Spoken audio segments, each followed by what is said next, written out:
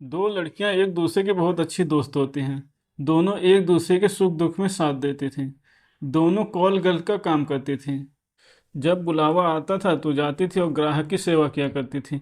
एक दिन उस लड़की को एक जगह से कॉल आता है, लेकिन वो लड़की खुद नहीं जाती, वहाँ पे अपनी सहेली को भेज देती हैं और कहती है किसी भी तरह की शिकायत नहीं आनी चाहिए। अब वो लड़की जाती है, अच्छे से ग्राहक की सेवा करते हैं और उसे अच्छी खासी रकम भी मिलती है। उस लड़की ने उस ग्राहक की ऐसी सेवा की कि अपनी ही सहेली का पत्ता काट देती हैं। इस बात को लेकर दोनों में कहासुनी हो जाती है और विवाद हो जाता है। जो एक दूसरे पर जान छिड़कती थी, एक दूसरे की सुख दुख में मदद करती थी, अब एक दूसरे की दुश्मन हो गई थी और यहीं से एक नई कहानी की शुरुआत होती है। इस कहानी को जहाँ जहाँ भी लोग सुनते थे उन्हें यकीन नहीं होता था कि ऐसा भी हो सकता है। दोस्तों, आज की कहानी बहुत ही इंटरेस्टिंग है, बस आप कहानी में अंत तक बने रहिए। नमस्कार दोस्तों, मैं हूं राजन यादव। आप सभी का स्वागत करता हूं अपने यूट्यूब चैनल पर एक नई कहानी के साथ।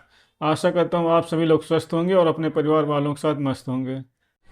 ये सच्ची घटना उत्तराखंड का एक ज़िला है ऊधम सिंह नगर, और ऊधम सिंह नगर का एक इलाका पड़ता है काशीपुर। काशीपुर इलाके का एक थाना पड़ता है ITI थाना। वहाँ की महिला जो श्यामपुर की रहने वाली थी, उसको एक व्हाट्सएप पर कॉल आता है और उधर से आदमी बोलता है, मैडम आज मेरा कुछ मस्ती करने का मन कर रहा है, मुझे एक लड़की चाहिए। मैं चाहता हूँ कि आप मेरे पास एक लड़की भेज दीजिए। उधर से वो महिला बोलती है, इसके लिए आपको कुछ पैसे एडवांस में देने पड़ेंगे। तो वो आदमी बोलता है, ठीक है, मुझे कोई दिक्कत नहीं है।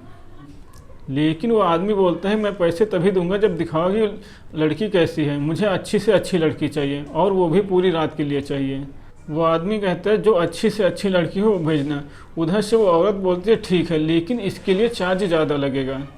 उधर से वो औरत उस आदमी के पास कई सारी लड़कियों के फ़ोटो भेजती है, लगभग 15 लड़कियों की फ़ोटो भेजती है, लेकिन उस आदमी को उनमें से कोई भी लड़की पसंद नहीं आती है। मुझे और लड़कियां चाहिए, इससे भी सुंदर कोई लड़की हो तो उसकी फ़ोटो भेजो, नहीं तो मत भेजो। इसके बाद वो औरत उस आदमी के पास 4-5 लड़कियों की फ़ोटो और भेजती हैं। उस आदमी को उन 4-5 लड़कियों में से एक लड़की पसंद आ जाती है। वो उस औरत से बोलता है, मुझे ये लड़की पसंद है, इस लड़की को भेजो। उसके बाद वो लड़का आधे पैसे एडवांस में दे देता है और लड़की को अपना एड्रेस दे देता है। करीब शाम के 7 से 8 बजे का वक्त था। उस आदमी ने जिस होटल का एड्रेस दिया था, वो लड़की उसी होटल में पहुंच जाती है और होटल में पहुंचने के बाद कमरे का गेट खोलते हैं, लाइट जलाते हैं तो देखती है कि एक आदमी वहां पे लेटा हुआ है। वो आदमी कोई और नहीं था बल्कि उस लड़की का पति ही था, जिसका नाम था आलोक शर्मा, उसकी पत्नी पूजा शर्मा। और इस बात को लेकर दोनों में काफ़ी कहासुनी हो जाती है।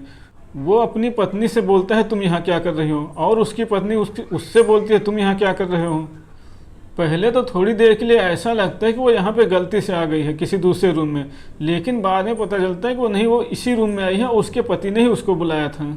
लेकिन महिला अपने पति के साथ मारपीट पे उतारू हो जाते हैं, लेकिन उस होटल में उसका पति उस पर भारी पड़ जाता है और उसकी ही पिटाई कर देता है। और जब होटल में शोर मचना शुरू हो जाता है तो आसपास के कर्मचारी वहां पे पहुंचते हैं और देखते हैं कि एक महिला और एक पुरुष आपस में झगड़ा कर रहे हैं, लेकिन उनमें से किसी को ये नहीं पता था कि ये महिला और पुरुष आपस में पति पत्नी हैं। जब मारपीट ज़्यादा हो जाती है तो लोग उनको छुड़ाते हैं और होटल से बाहर कर देते हैं। जब झगड़ा बढ़ रहा था पुरानी बातों को लेकर, तो पति बोलता है कि मैंने तुमको रंगे हाथों पकड़ा है। जब ये बातें लोग सुनते हैं तो उनको लगता है कि ये घर का मैटर है और ये होटल में आ गए, इसलिए उन लोगों को होटल से निकाल दिया जाता है। इसके बाद सड़क पे बहुत सारी लोगों की भीड़ लग जाती है। इसके बाद मौके पे पुलिस भी आ जाती है। पुलिस पूजा शर्मा और उसके पति आलोक शर्मा को दोनों को हिरासत में ले लेती हैं। हिरासत में लेने के बाद दोनों को जब पुलिस ITI थाने ले जाती है, दोनों से पूछताछ की जाती है, तो आलोक बताता है कि इसकी शादी मेरे से इसकी सहमति से हुई थी। शादी के कुछ दिनों बाद से ही मेरी पत्नी अपने मायके में रहा करती थी। मेरे घर वाले बोलते थे कि तुम्हारी पत्नी गलत है, तुम्हारी पत्नी धंधा करते हैं, लेकिन मुझे किसी की भी बातों पे यकीन नहीं हो रहा था।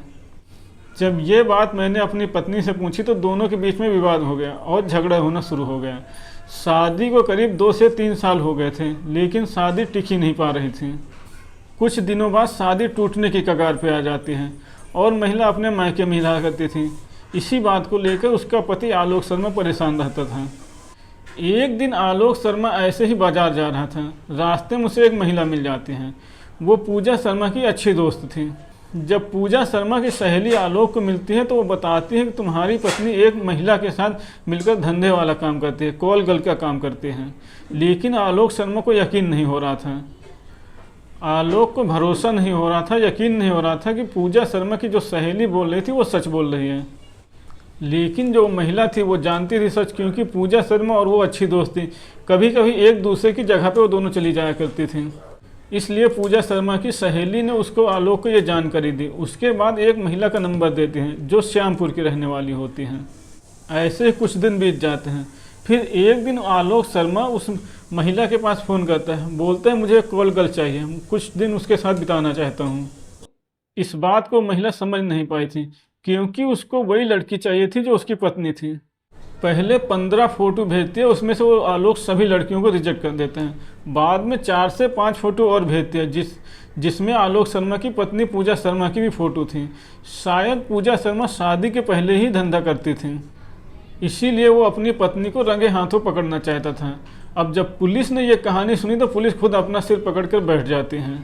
जब पुलिस मौके पर पहुंचती है तो पत्नी अपने पति को पीटना शुरू कर देती है। वो बोलती है कि इनके कई सारे महिलाओं के साथ अवैध संबंध हैं और दहेज की मांग करता है, जबकि पति बोल रहा था कि मैंने इसको रंगे हाथों पकड़ा है। इसके बाद श्यामपुर की उस महिला को बुलाया जाता है, जिसके माध्यम से अलग अलग ग्राहकों के पास जाती थी। इन दोनों में समझौता हो जाता है और जो श्यामपुर की महिला थी पुलिस उसको हिरासत में ले लेती है। श्यामपुर की उस महिला को पुलिस हिरासत में लेने के बाद उसे जेल भेज देती है।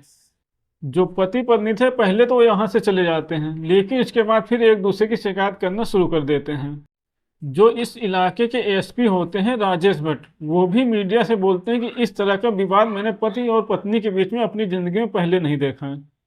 वो समझ नहीं पा रहे थे कि इस केस में किसकी गलती है और किसकी नहीं है। इस केस की जांच पड़ताल की जाएगी, आगे होता क्या है। लेकिन जैसे ही ये खबर मीडिया के माध्यम से लोगों को पता चलती है, लोगों को यकीन नहीं हो रहा था। जिस कॉल गर्ल को बुलाया जा रहा था उसे पता ही नहीं था ग्राहक के रूप में कोई और नहीं बल्कि उसका पति ही वहाँ पर है। इसमें एक बात तो थी, पत्नी अपने पति से छुटकारा पाना चाहते थे, लेकिन पति ऐसा नहीं चाहता था। शायद तलाक न होने की वजह से इनमें आपस में विवाद भी बढ़ रहा था। तो दोस्तों, इस कहानी, इस घटनाक्रम को सुनाने का उद्देश्य किसी को परेशान करना, किसी का दिल दुखाना नहीं है, बल्कि आप लोगों को सचेत करना और जागरूक करना है, जिससे आप अपने भविष्य में आने वाली ऐसी किसी भी परेशानी से बच सकें। तो दोस्तों, ये थी आज की कहानी आपको कैसी लगी हमें कमेंट करके ज़रूर बताइए। कहानी अगर आपको पसंद आई हो तो वीडियो को लाइक करें और चैनल को सब्सक्राइब करें।